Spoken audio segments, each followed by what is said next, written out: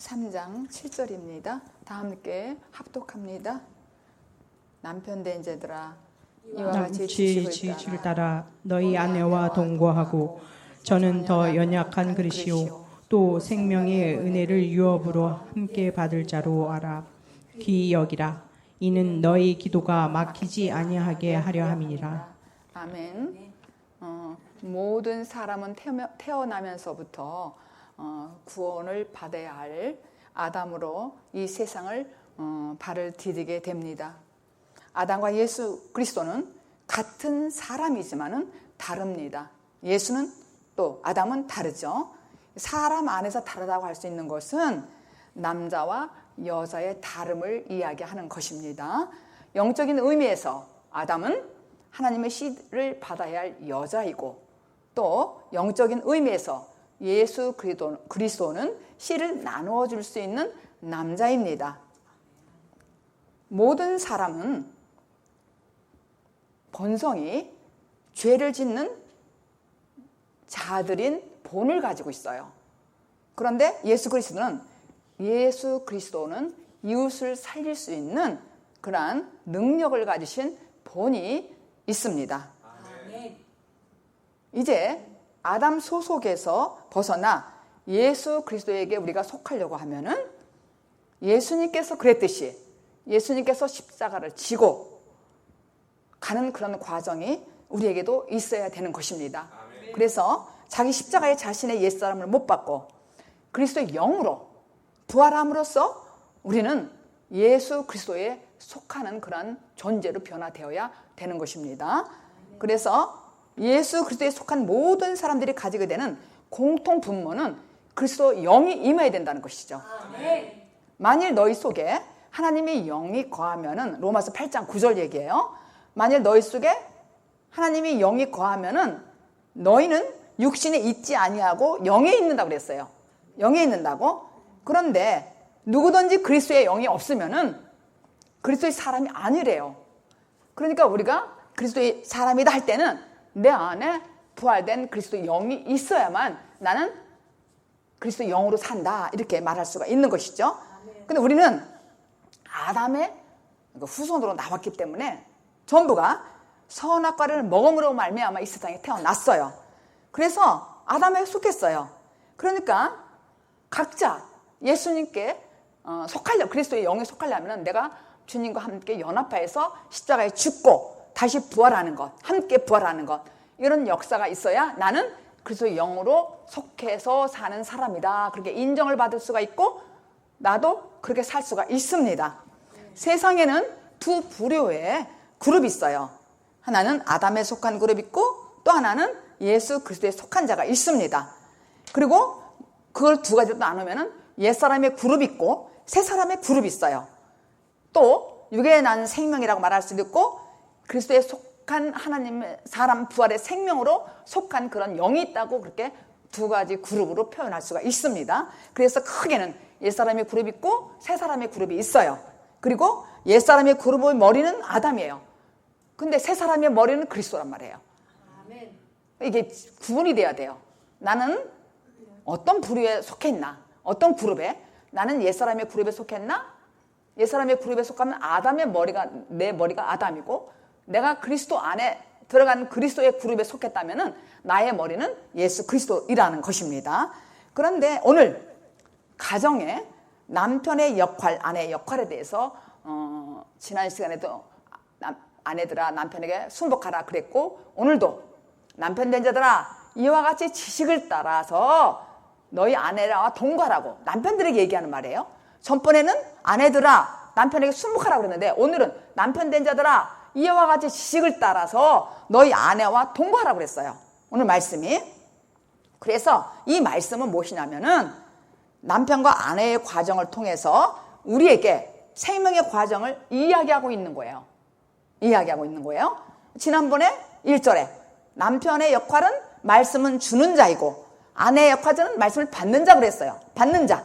그러니까 아내의 역할은 말씀을 받고 아이를 생산하는 자라고 했어요. 아이를. 그러니까 말씀 잉태에 대해서 내가 10달이 되어서 생산하는 자. 그게 아내의 역할이라는 거예요. 그렇게 살펴봤어요, 지난번에. 근데 오늘 본문은 지난 주간에 오늘 본문은 이렇게 시작하는 것이죠.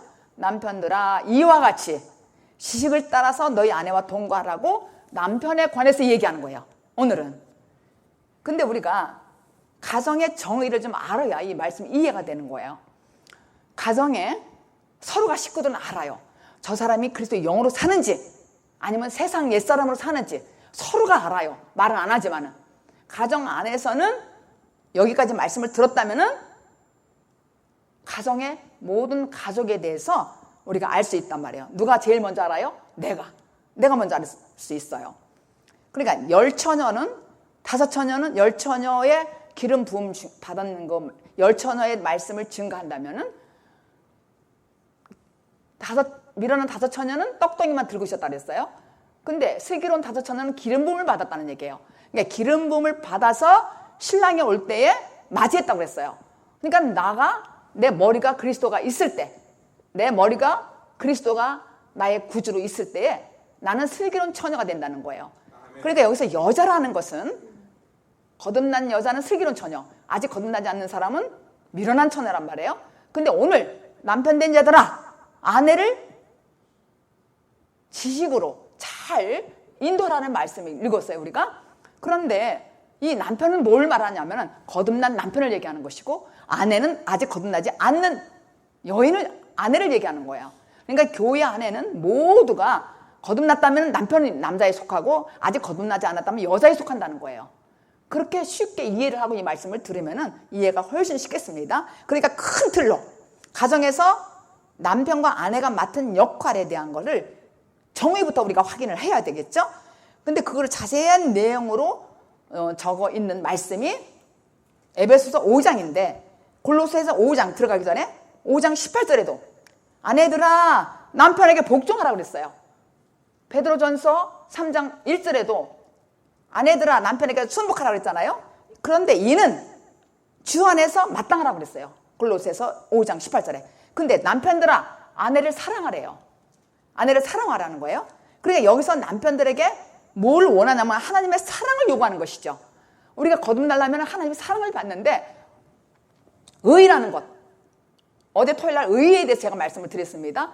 의라는 것은 무엇이냐면은 내가 예수님과 함께 십자가에 못 박혀 죽고 거듭난 사람이 의를 가진 사람인데, 그 의는 누구냐면 예수 그리스도란 말이에요. 예수님 십자가에 못 박고 돌아가신 후에 그래서 영이 의란 말이에요. 그 영으로 말미암아 내가 진짜 회개를 한 사람만이 천국에 갈 수 있다고 제가 말씀을 드렸습니다, 어제. 그런데 남편의 정말 그 사랑은 뭐냐면 아내를 보호하고 양육하는 그런 능력이요, 권세가 있는 거예요. 그러니까 남편이 아내를 억누르는 게 아니라, 억압하는 것이 아니라 정말 사랑을 해야 된다는 거예요. 그러니까 우리가 거듭난 사람은 아내를 사랑할 수 있잖아요. 근데 그 아내는 아직 거듭나지 않은 사람이에요. 교회를 다니지만 아직 거듭나지 않은 사람이 아내란 얘기예요. 그러니까 이 남편들은 아내를 사랑하라는 거예요. 어떻게? 마땅하다는 거예요. 그게 주 안에서 마땅하니라 그랬어요. 아내들이 남편에게 복종하는 것이 마땅하다고 그랬어요, 골로새서 5장에. 그런데 남편들아 아내를 사랑하라 그랬는데 괴롭히지 말래요. 그러니까 이 괴롭히지 말라는 건 뭐냐면은 답답하죠. 남편 입장에서 거듭난 사람이, 이 사람이 아직 거듭나지 않는 이 아내를 내가 사랑한다는 게 한계가 있더라 이거예요. 응? 너무 세월이 오래 가고 이 말씀대로 들으면 참 좋은데 안 가고 오래오래 가면은 괴롭힐 수밖에 없는 거예요. 괴롭힌다는 말은 까다롭게 하는 거예요. 그러니까 무슨 말씀이냐면은 아내와 사환에 대해서도 말씀을 선포했습니다. 이 말씀 하기 전에 베드로전서에서. 근데 2장에서 사환은 말씀을 받는 자고 주인은 말씀을 전하는 자라 했어요. 그러니까 이 주인이 선할 때도 관용할 때도 순복하라고 그랬어요. 근데 까다로운 필 때도 순복하라는 거야. 근데 여기서는 보니까 골로새서 5장에서 5장 18절에 보면은 남편들아 아내를 사랑하며 괴롭게 하지 말라 또 그랬어요. 그러니까 까다롭게 해도 괴롭게 하지만은 말라는 얘기죠. 안 듣는다고. 근데 에베소서 5장 26절 28절 함께 합독합니다. 그 남편의 사랑의 구체적인 내용이에요. 이 말씀이 에베소서 5장 26절 28절 구체적으로 남편이 어떻게 사랑해야 되는 것인지, 이 아내에게 사랑하는 걸 어떻게 해야 되는 것인지. 에베소서 5장 시작. 이는 곧 물로 씻어 말씀으로 깨끗하게 하사 거룩하게 하시고 자기 앞에 영광스러운 교회로 세우사 티나 주름 잡힌 것이나 이런 것들이 없이 거룩하고 흠이 없게 하려 하심이니라. 이와 같이 남편들도 자기 아내 사랑하기를 제 몸같이 할지니 자기 아내를 사랑하는 자는 자기를 사랑하는 것이라. 육신의 생명이 예수님의 말씀으로 거듭나서 영원한 생명을 내가 임하면은 어떻게 돼요? 거룩하고 흠이 없고 주름 잡힌 것이 없다는 거예요. 흠이 없고. 이와 같이 남편들도 자기 아내를 사랑하라는 거야. 자기 몸과 같이. 그러니까 우리에게 이 영원한 생명이 임하면은 거룩하게 되는 거예요. 내가 거룩하게 돼. 근데 그 생명의 특징이 보인다는 거예요. 거룩하게 변화된 사람은 그 특징이 보이는데, 그것은 예수의 생명으로 사는 삶은 영광스러운 교회를 세운다는 것이죠. 세우는데 어떻게? 티나 주름이 잡힌 것이 없고 흠이 없게 하시고 오직 사랑하는 마음으로 아내 사랑하기를 자신의 몸과 같이 사랑한다는 거예요. 그러니까 이 거듭난다는 것은 이렇게 다르다는 얘기죠. 거룩한 사람이라는 거예요. 그러니까 육신의 생명에서 새 생명으로 변화된 사람이 남편이에요. 남편이 그런 자격이 있는데, 그런 자격이 있는 사람은 아내 사랑하기를 자신의 몸과 같이 사랑한다는 것을 이 가정적으로, 가정의 정의로 에베소서에 기록되면서 우리에게 영적으로 말씀을 증거하는 것입니다. 그래서 7절에 오늘 남편 된 자들아 이와 같이라고 했어요. 이와 같이 남편을 이야기할 때는 사환과 주인의 관계를 끌어내서 이야기하는 거예요. 그러니까 사환은 말씀을 듣는 자라고 그랬는데, 주인이 까다롭게 하거나 관용을 베풀 때나 순복하라는 거예요. 근데 베드로전서 2장 21절에 보면은 이를 위하여, 다 우리 함께 합독해요. 베드로전서 2장 21절 시작. 이를 위하여 너희가 부르심을 입었으니 그리스도로 너희를 위하여 고난을 받으사 너희에게 본을 끼쳐 그 자취를 따라오려 하게 하십니다. 그러니까 그리스도께서도 주인으로 십자가에서 죽으심으로 사환을, 그러니까 주인이 사환을 구원내는 일을 하는데, 어떻게 일을 하는 거예요? 그리스도도 너희를 위하여 고난을 받으셨다는 거예요. 그러면서 너희에게 본을 끼쳤다는 것이죠. 근데 그 본을 끼친 그 자취를 따라온다는 거예요. 그러니까 지금 이 말씀을 받는 우리들은 우리를 위하여 남편이 고난을 받았기 때문에 우리도 그 고난 받은 사람의, 나를 인도하는 사람들의 말을, 본을 따라서 믿을 수가 있는데, 그 믿을 수 있는 것이 무엇이냐면 자취를, 그러니까 고난을 받으사 너희에게 본을 끼쳤다는 거예요. 그 자취를 따라오게 하려 하심이라. 그러니까 예수님께서 십자가에 못 박혀 죽으시고 그 본을 보였다. 누구에게? 제자들한테. 제자들이 본을 보고 따라갔단 말이에요. 그래서 그들이 변하여 새 사람이 됐어요. 근데 우리는 남편이 인도하는 대로, 남편이 우리를 사랑하되 정말 자기 몸과 같이 사랑하는 거야. 그래서 우리를 이끌 때에 듣는 아내, 연약한 우리는 그 말씀을 듣고, 고난받는 그 말을 듣고, 아 그렇구나 따르라는 얘기예요. 이 말씀이 그런 의미예요. 그래서 이 고난을 여러분이 겪어봐야 되겠잖아요. 겪어서 거듭나야 되는 거야. 그래서 아내들이 생명을 받게 되는 것이죠. 그러니까 베드로가 이렇게 말씀을 적은 것은 본인이 고난을 받았어요. 그리고 오순절날 성령을 받았단 말이에요. 그렇기 때문에 가정을 비유해서 이 말씀을 쓴 거예요. 그러니까 하는데, 거듭난 사람들은 예수님이 나를 사랑하고 같이 고난의 십자가를 받고 당한 것처럼 나도 그렇게 당했다는 거예요. 그러니까 자기가 남편 된 입장으로서 아내에게 아내들아 순종하라, 이런 표현이에요. 이렇게 적은 거예요. 그러니까 다른 사람들을 구원하려고 하다 보니까는 그리스도가 겪었던 그 고난을 제자들이 겪었다는 것이죠. 남편들이 겪었다는 거예요. 그런 고난을 그렇게 얘기하고 있는 거예요. 그러니까 남편들이 해야 될 일인 것이죠. 이게 거듭난 자들이. 고린도후서 11장에 보면은 바울이요, 자기가 남편으로서 고난당한 걸 기록했어요. 그러니까 여기서 지금 남편 얘기는 세상 남편 얘기하는 거 아니에요. 지금 바울 얘기는 자기가 어떤 고난을 겪었냐면요, 11장에 굉장히 자기가 수고도 많이 했대요. 그리고 또 감옥에 갇히기도 수없이 했다는 거예요. 그리고 또 매도 수없이 맞았어. 그리고 죽을 고비를 너무너무 많이 겪었어요. 그리고 또 40에 하나 매가 감한 태장을 그렇게 많이 맞았어요. 5번이나. 그러면 39대를 맞았다는 거 아니에요. 하나 감했으니까. 그리고 3번 파산했어요. 그리고 또 깊은 바다에서 그가 하룻밤을 보내고 죽을 고비를 넘겼다는 거예요. 그렇게 수도 없이 고비를 넘겼는데, 그렇게 많이 넘겼어요, 그 사람은. 그런데 그가 뭐라고 그랬냐면은 29절에 자기가 눌린다는 표현이 있어요. 고린도후서 11장에 자기가 눌린다는 말이 있어요. 28, 29에 쭉 보면은. 왜냐면은 자기가 정말 그렇게 아내들, 지금 이 교인들을 너무 소중하게 생각한다는 것이죠. 근데 이 교인들을, 많은 교인들을 소중하게 생각하다 보니까 이 사람들이 다 따라오지 않는 거예요. 그러니까 실족하는 것 같아. 실족하고 또 넘어지는 거야. 그러니까 제가 눌린다는 거야. 무슨 말인지 이해가 되죠? 남편들은 이런 마음으로 사랑을 하는 거예요. 바울이 그랬다는 얘기예요. 이게 여기에서 남편들아, 아내를 정말 사랑하는 마음으로 동거하라는 거예요. 아내와 동거할 때. 그러니까 거듭난 남편은 고난을 겪었단 말이에요. 그러니까 우리가 고난을 겪지 않으면 내가 남편일 수가 없잖아요. 그죠? 영적으로 얘기한다면요. 그러니까 이 아내는 따라오는데 연약해, 아내는. 그런데 이 남편이 자기 몸과 같이 사랑을 하는 거야. 근데 자기 몸과 같이 자기가 고난을 겪었다는 거야. 십자가의 흔적이 있다는 거예요. 예수님처럼. 이 남편은. 이 거듭나는 게 그렇게 쉽지 않잖아요. 그러니까 의라고 그랬잖아요. 거듭나는 거, 의.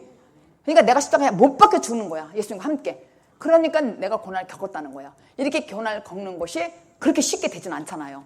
그렇게 된 다음에 그 본을 보이란 얘기죠. 아내에게. 사랑하는 마음으로. 근데 바울도 자기가 남편 된 입장, 고난을 겪은 입장에서 고린도 후서에 그렇게 썼어요. 그렇게 많은 세상적으로 전도하다가 고난을 받았는데 그래도 늘 마음에 눌림이 있다는 거예요. 왜?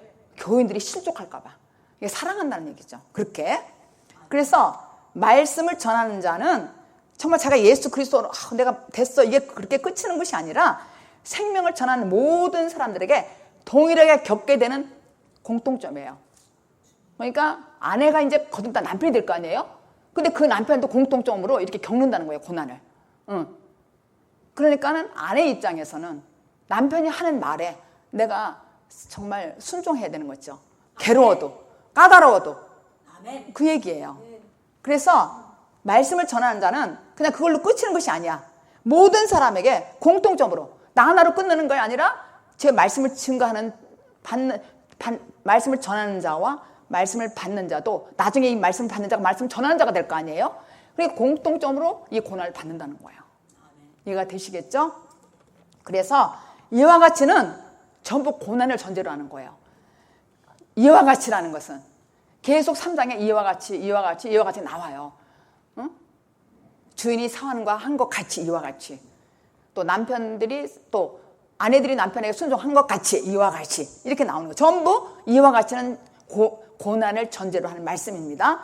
그런데 지식을 따라 아내와 동거하래요. 지식을 따라서.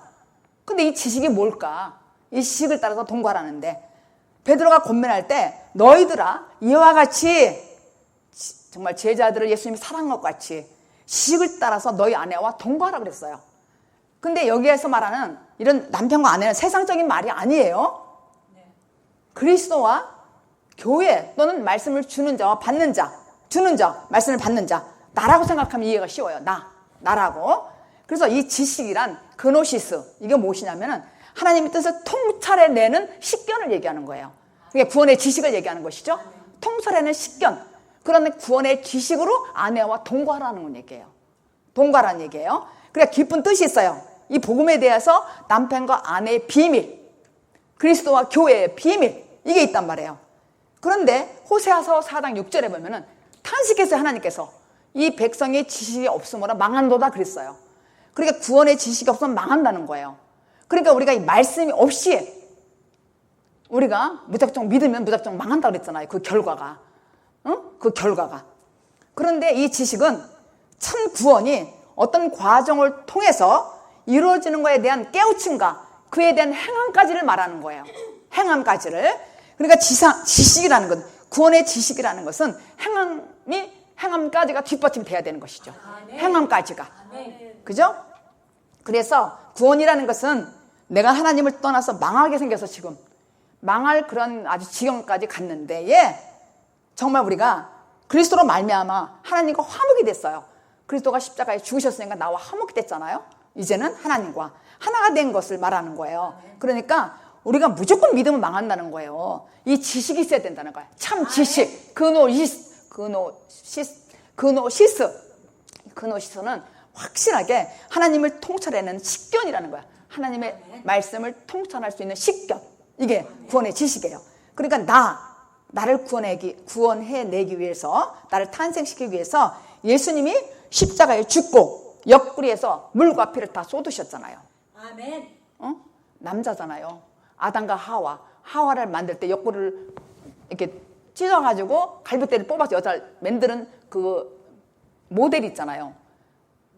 아담과 하와, 하나님께서. 그런데 예수님께서도 우리에게 완전히 십자가에 죽으실 때 물 한 방울, 피 한 방울 남기지 않았다는 건 뭐냐면은 옆구리를 찔러가지고 다 피를 쏟았잖아요. 물까지. 그렇게 우리를 만들었다 이거예요. 그런 고난이 있다는 거예요. 거듭남이라는 것은. 그러니까 어제 누가 그러더라고요. 알았다고. 그러니까 우리가 군대 가려면은, 아니야, 남자들은 군대 의무가 있잖아요. 그런 것처럼 의무가 뭐냐면 십자가에 죽는 거야. 의무가.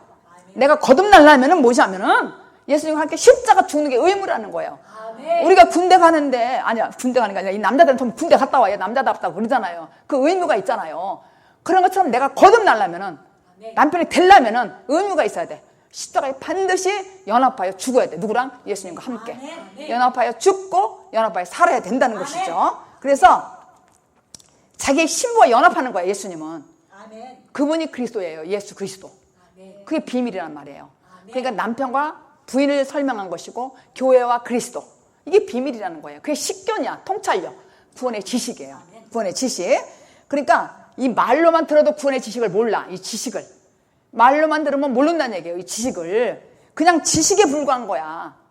이 말씀을 그냥 말로만 들으면은 내가 체험을 해야 된다는 얘기죠. 체험을. 그래서 내가 십자가에 죽고 부활하는 그 구원의 과정을 가지고 있어야만 바로 그게 그노시스, 영적인 구원을 설명하는 것입니다.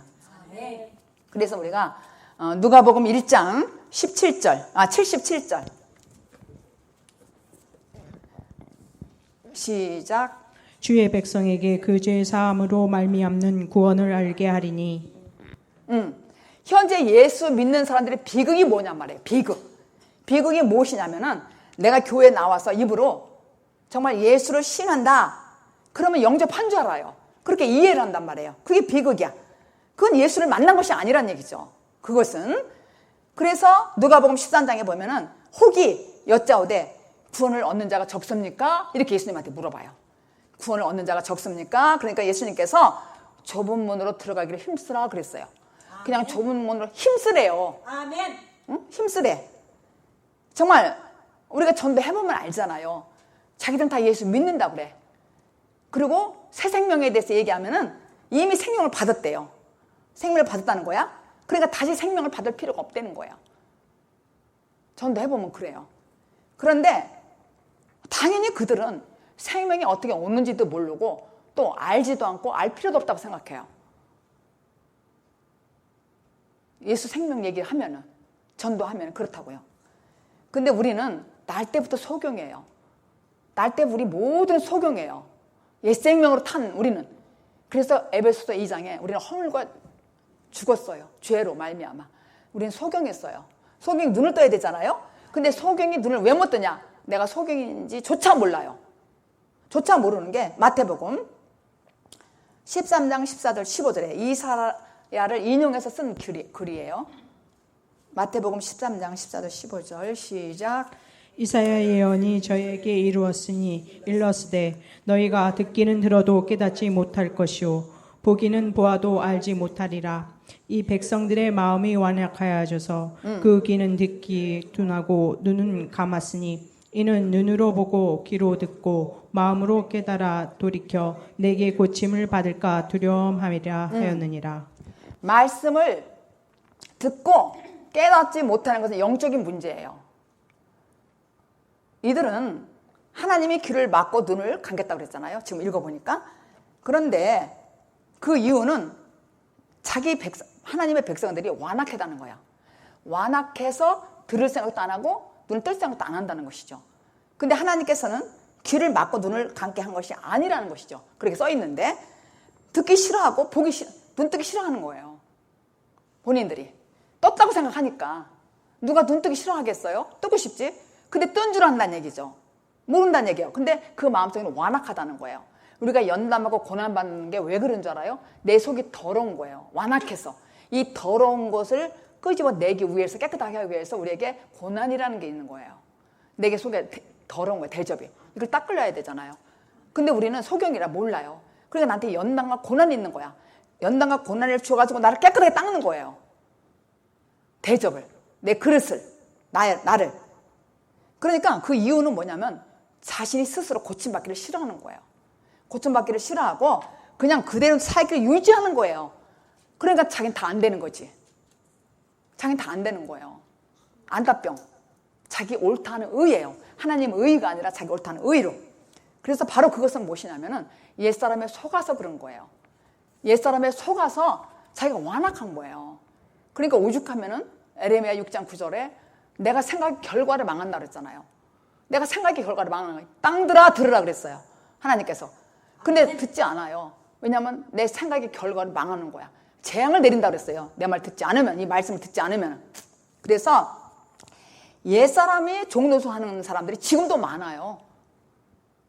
너무너무 지금 많단 말이에요. 옛사람이 종노릇하는 많은데 완악해가지고 눈이 감겨서 귀가 들리지 않아서. 근데 하나님이 그렇게 한 게 아니라 벌써 주님은 아셔. 자기 마음이 완악한 거를. 완악하기 때문에 내 속이 더럽다는 얘기예요. 그래서 종노릇하는 거야. 종노릇이 편안하니까. 응? 그래서 정말 내가 깨닫고 눈을 뜨기까지는 어쩔 수 없다는 거예요. 시간이 갈 수밖에 없는 거야. 세월이. 그러니까 금방금방 되지 않는다는 거예요. 왜냐하면 속았기 때문에 옛사람에게. 그리고 자기가 눈 뜬지 감기인지를 몰라요. 소경인데 속인지 몰라. 그래서 이렇게 오래 간다는 거예요. 그러니까 우리는 어떻게 해야 돼요? 기도해야 되겠죠. 눈 뜨게 해달라고. 그게 지혜예요. 지혜. 그래서 우리가 생각을 좀 해봐야 된다고요. 내가 왜 그런가를. 그게 지혜라고요. 근데 순간순간 내 안에 옛사람이 하기 싫어해요. 성경을 읽으라기도 하기 싫어하잖아요. 뉴스라든가 인터넷은 계속 봐요. 이제 주위에 있는 사람들이 보니까. 근데 성경을 좀 읽으라 그러면요. 안 들어요. 왜냐하면 완악해서 하기 싫거든요. 이게 굉장히 하기 싫다니까요. 사실은. 귀가 막혀서 눈이 감겼기 때문에 정말 하기 싫어요. 여러분 다 해보셨잖아요. 너무너무 이거는 힘들어요. 왜냐하면 내 안에 옛사람이 너무 힘이 세가지고 너무 옛사람이 기운이 세고 힘이 세는 거예요. 펄펄 넘쳐요. 그러니까 나는 속사람은 이 말씀을 보고 싶고 듣고 싶어. 근데 이 옛사람이 너무 힘이 세가지고 싫은 거야. 너무 때가 쩔어가지고. 그래서 싫다는 거예요. 말씀 듣기 싫다는 거예요. 눈이 감긴 거죠. 자기는 거듭났다고 착각을 한다는 얘기지. 그 전도를 해보면요. 안 들어요. 말해도 안 듣더라고요. 그렇게. 그러니까 정말 자기 옳다함으로 연단받는 기간이 길 수밖에 없어요. 그래서 여태까지 우리가 그동안 내가 옳다고 쌓아놓은 그 성벽이 있잖아요. 성벽들이 무너지게 돼야 돼요. 완전히 나의 의 성벽이. 그때 비로소 슬슬슬 이 말씀이 들려요. 내 사람이 이렇게 성벽이 쌓이면은 이 말씀이 안 들려. 근데 내가 이러면 안 되지. 그러면서 자꾸 내려놓고 성벽이 무너지면은 이 말씀이 슬슬슬 들려요. 그러니까 우리가 지혜를 달라고 그랬죠. 지혜. 하나님 지혜 주세요. 이렇게 기도해야 돼요. 그래서 정말 우리는 여기서 말하는 것은 지식으로 아내와 동거하라는 이 말은 구원의 지식으로 따뜻하게 사랑으로 그렇게 하라는 거. 체험적인 사랑을 얘기하는 거예요. 그러니까 내가 구원받은 자가 내가 체험을 한 사람이 아내를 실제로 이렇게 구원해내겠죠. 실제로. 그런데 사도 바울이 그런 사람은 생명이 있어. 거듭난 사람은. 근데 아직 거듭나지 않은 남자가 있어요. 그냥 가짜 남자. 자기 남자는 남자인데 가짜 남자가 있어요. 그런 사람은 생명을 날 수가 없다는 얘기예요. 생명을 자기 있다고 하는데 나는 거듭났다? 나는 구원받았다? 나는 생명이 있다? 그런데 사실은 보면 가짜야. 가짜는 뭔 줄 알아요? 아내를 사랑하지 못하는 거예요. 그럼 아내는 누구야? 거듭나지 않은 여자. 교회 안에서 거듭나지 않는 여자. 남자라고 해도 아직 거듭나지 않다면 여자란 얘기예요. 그 사람은 생명 씨가 없기 때문에 아이를 생산할 수가 없다는 얘기죠. 생명 씨가 없기 때문에. 그래서 이걸 구체적으로 기록한 내용이 있어요. 로마서. 바울이 동성애에 대해서 말한 거예요. 동성애에 대해서 바울이 로마서 1장 26절 7절 함께 이 구체적으로 기록한 내용을 읽겠습니다. 시작. 이를 인하여 하나님께서 저희를 부끄러운 욕심에 내어 버려 두셨으니 곧 저희 여인들도 순리대로 쓸 것을 바꾸어 영리로 쓰며 이와 같이 남자들도 순리대로 여인 쓰기를 버리고 서로 향하여 음욕이 불릴 듯하매 남자가 남자로 더불어 부끄러운 일을 행하여 저희의 그릇 때문에 상당한 보응을 그 자신에 받았느니라. 이 사람들은 보응을 받았다는 거예요. 힘이. 남자는 남자끼리, 여자는 여자끼리 부끄러운 짓을 하는 모습을 지금 기록한 거예요. 바울이. 구체적으로. 그런 모습인데 그것은 생명이 산출되지 않아요. 어떻게 남자와 남자끼리, 여자와 여자끼리 생명이 나오겠어요? 그거는 동성애예요. 이게 성경에 써 있잖아요. 그건 가짜라는 거예요. 가짜. 제대로 된 믿음이 아니라는 것이죠. 생명을, 교회를 그렇게 오래 다니도 전도 한 명도 하지 못한 사람도 있어요. 가짜지, 그거는.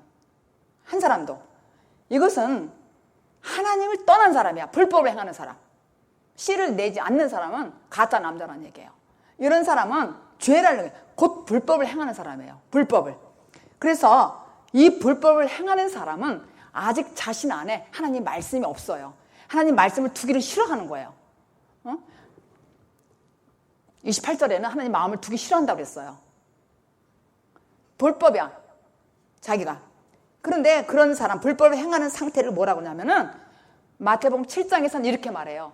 주여 주여 해도 그날에 많은 사람들이 나에게 주여 주여 해도 나는 너를 도대체 모른다. 그러니까 아니요. 난 선지자 노릇했어요. 그리고 능력을 너무 많이 행했어요. 근데 왜 나를 모른다고 그러세요? 내가 그날에 너에게 밝히 말한다 그랬어요. 밝히. 내가 너에게 말하는데 너는 그때 내가 너에게 말하는데 밝히 말한다. 내가 너를 도무지 알지 못한다. 이 불법을 행하는 자들아 나가라. 이런 거예요. 그게 그날이라는 건 심판 때. 그러니까 이 심판이라는 건 여기서 받아야 되겠잖아요. 여기서 받아야 되겠잖아요. 그날이라는 것은 심판 날을 얘기하는 거라 그랬어요. 그런데 주여 주여 해도 내가 능력을 해도 내가 그날이 밝히 알리라. 그날이라는 건 심판 때야. 그러니까 이 심판은 지금 여기서 결판 내야 되겠잖아요. 아멘. 여기서 받아야 돼. 아멘. 나중에 받으면 늦었어. 때는 이미 늦었어요.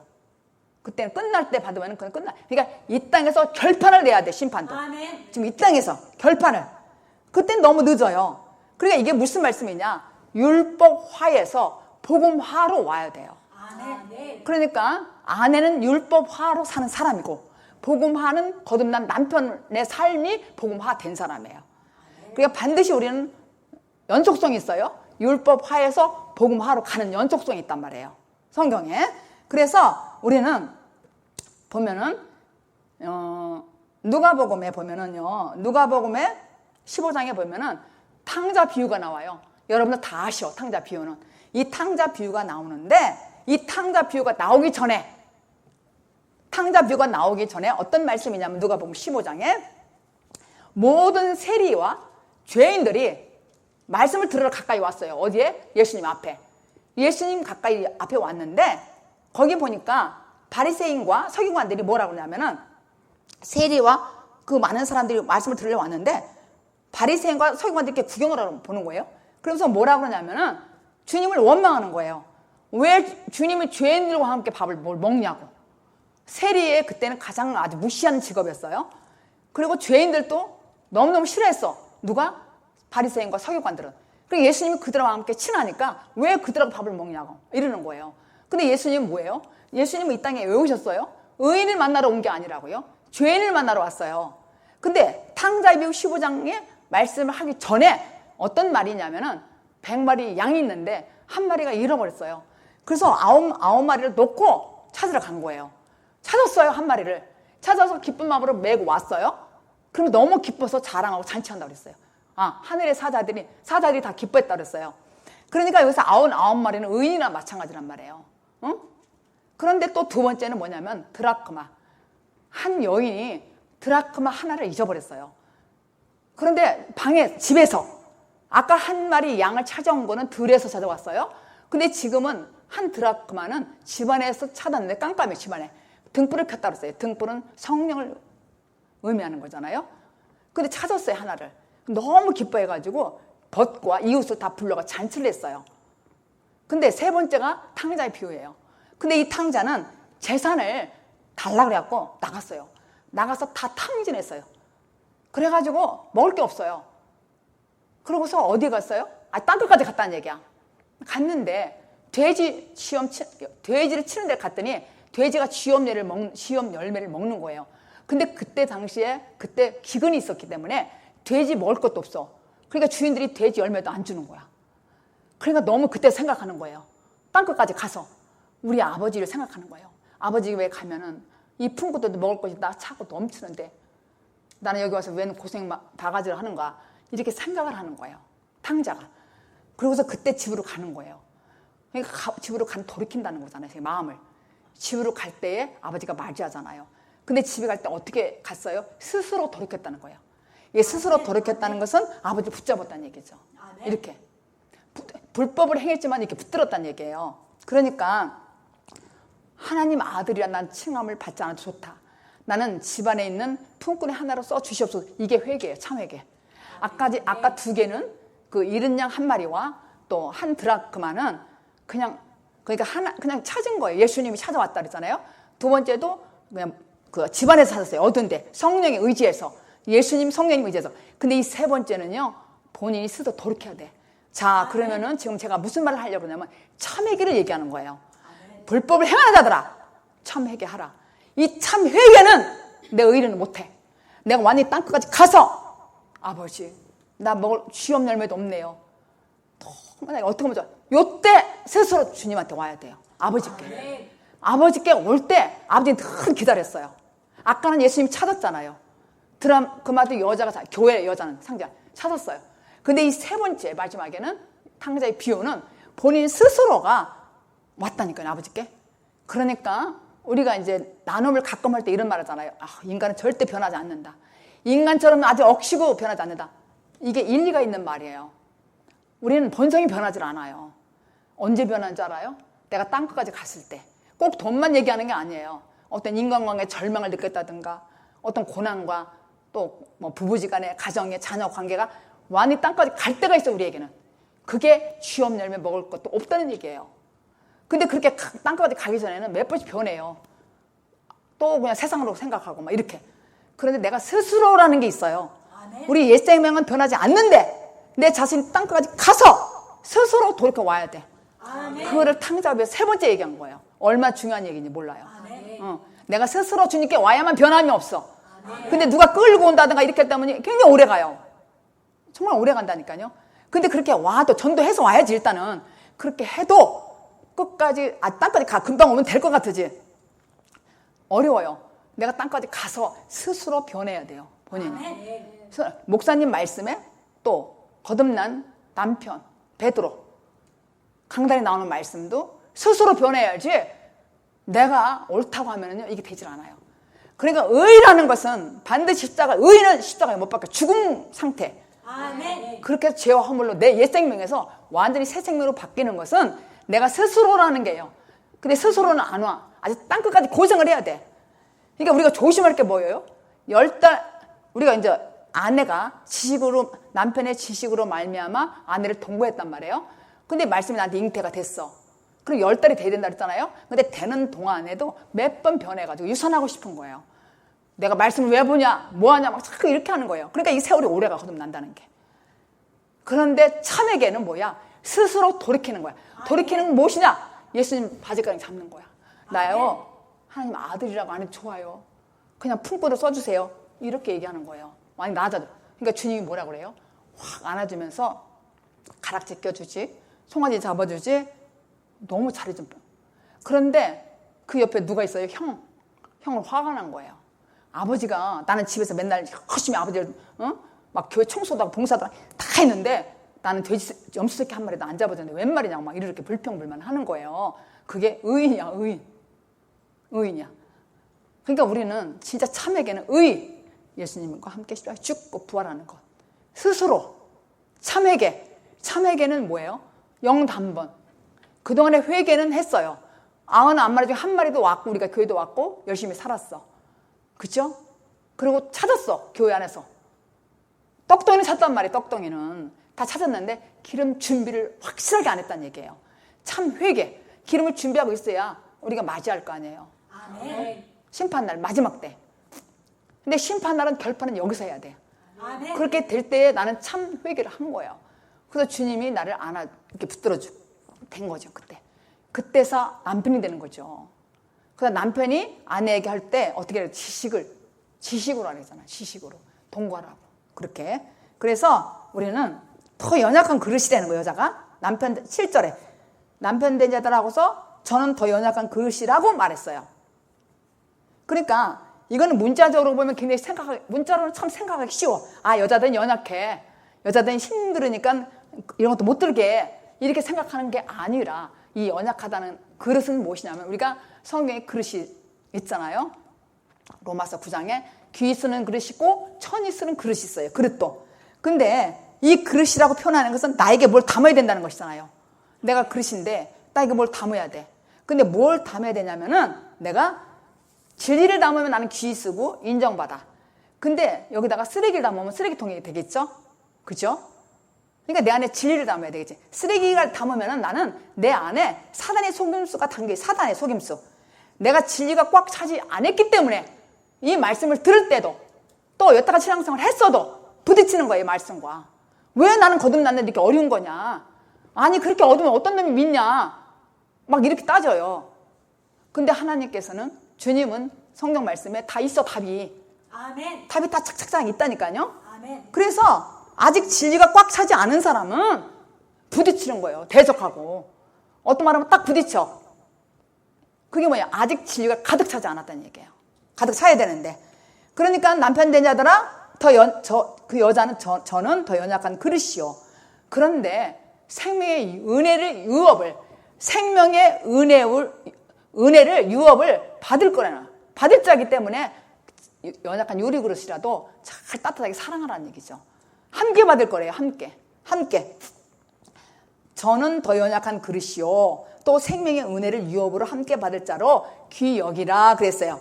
근데 왜냐면은 기도가 막히지 않도록 귀 여기라는 거예요. 귀 생명의 은혜를 유업으로 같이 받을 자라는 거예요. 함께 저와 여러분은 생명의 유업을 함께 받는 거예요. 상속자라는 얘기예요. 하나님의 아들 함께 받는다는 얘기예요.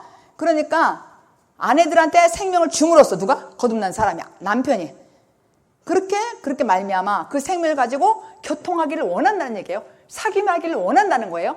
요한 1서도 하나님이 우리에게 사귐하기를 원한다고 그랬어요. 사귐. 그리고 교통하기. 그러니까 남편이 원하는 거, 베드로가 원하는 것은 무엇이냐면은 정말로 생명의 유업이기 때문에 연약한 그릇이 진리가 가득 차지 않았기 때문에 그래도 살살살 다뤄서 사랑으로 하라는 거야.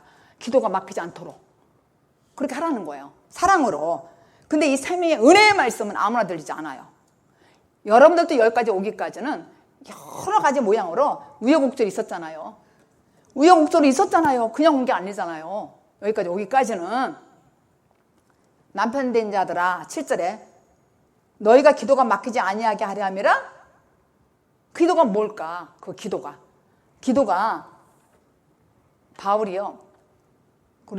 바울이 고린도전서 9장 3절에 이런 말씀이 있어요. 우리가 갯바처럼 아내를 데리고 다닐 고난이 없겠느냐. 갯바가 베드로잖아요. 베드로가 아내를 데리고 다녔나 봐요. 아내를. 그런데 마가복음 1장 29절 30절 읽어요. 시작. 회당에서 나와 곧 야고보와 요한과 함께 시몬과 안드레의 집에 들어가시니 시몬의 장모가 열병으로 누웠는지라. 사람들이 곧 그의 일로 예수께 여짜온대. 그러니까 여기서 베드로가 이는 생명 은혜를 유업으로 함께 받을 자가 있어. 근데 기도가 막히지 않도록 장모의 생명을 함께 받을 그런 은혜를 상속받을 자를 여겼단 말이에요. 그래서 쓴 것 같아요. 기도라는 말은. 왜냐하면은 열병이라는 게 있어요. 장모가 열병 들었어. 열병 났어. 열병이 뭔지 알죠? 열병은 뭐냐면은 이게 통제되지 않는 그러한 산원 성질을 말하는 거예요. 열불났다 그러잖아요. 우라증. 이게 우라병이에요. 이게 우라병이 났는데요. 근데 왜 우라병이 났냐면 어느 날 사위가 어떤 이상한 사람을 만나서 나갔어요. 응? 그러니까 이게 무슨 말이냐? 어떤 사람이 하나님 열심히 의지하더니 신학교 들어갔다는 얘기야. 집안 다 팽개치고. 응? 근데 여기 보니까 회당에서 나와 야고보와 요한이 갔는데 그 집에 가니까 안드레의 집이라는, 안드레는 형제가 아니야, 베드로하고. 그런데 그 장모가 열병이 돼서 누웠는 거야. 우라병이 났다는 얘기야. 애들 다 맡겨놓고 다 나간 거야, 그냥. 자기 따라서 딸도 가고 자기 또 두 형제도 갔잖아요. 장모, 베드로 동생 안드레하고. 그러니까 이 인간들이 말이야, 갑자기 어느 날 이상한 사람을 따라 나갔다는 얘기예요. 그러니까 열병이 났다는 거야. 그러니까 베드로는 알 거 아니에요. 어느 정도는 이 생각을. 기도가 막히면 안 되잖아. 생명을 유업으로 같이 받아야 되니까. 이래서 그렇게 쓴 것 같아요. 그러니까 집안을 버려두고 막 돌아다닌 거야, 지금. 오직 하나님 전도하러, 이 베드로가. 그러니까 장모라는 말이 나왔잖아요. 장모가 우라병이 터진 거야, 지금. 너무 화가 난 거야. 그러니까 궁극적으로 예수님이 베드로의 장모 열병을 고치시는 내용이에요, 지금 읽은 말씀이. 그래서 고쳐줬어요. 그러니까 그 집에 있는 사람들이 믿음을 유익하게 하고 경고케 했다는 얘기야. 이제 나섰잖아. 근데 또 감사하게도요, 31절에 보니까 베드로 그 장모의 손을 잡고 이렇게 일으켰어요. 그러니까 열병이 떠나가고서 순종했다고 그랬어요. 결국 장모는 그 마음이 회복이 됐어요. 그리고 예수님의 동역자로 소개가 된 거예요. 이해가 되시겠죠? 그러니까 우리가 집안에서도 갑자기 직장 잘 좋은 직장 다니다가 다 때려치우고 신학교에 들어갔어. 주의종 된다고.